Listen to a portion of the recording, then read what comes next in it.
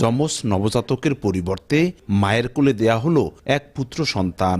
এ নিয়ে শুরু হয় হইচই।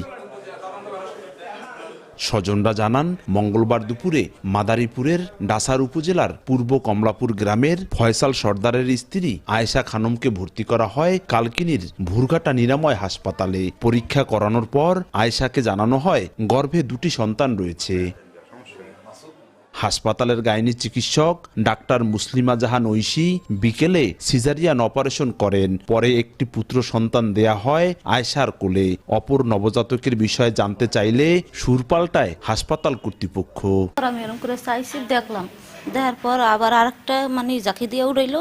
উড়ানোর পরে আমি এদিকে আবার ফিরছি, যে এটা কান্দা আলাপ পেলাম না, এই জন্য এদিকে ফিরছি। ফিরার পরে দিয়ে এই জায়গায় একটা বাক্সর মতো, বাক্সটার ভিতরে ফালাইতে লইছে।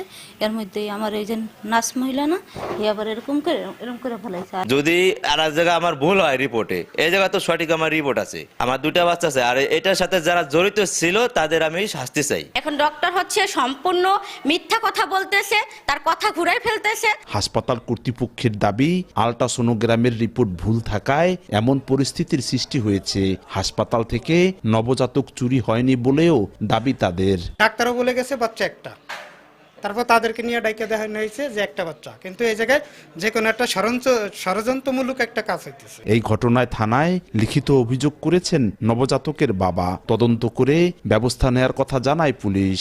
হাসপাতালের যে সিসিটিভি ফুটেজ আছে আমরা সবকিছু চেক করে আমরা তদন্ত সাপেক্ষে আইনগত ব্যবস্থা নেব। এ বিষয়ে জানতে ডাক্তার মুসলিমা জাহান ঐশীর খোঁজে হাসপাতালে গেলেও তাকে পাওয়া যায়নি।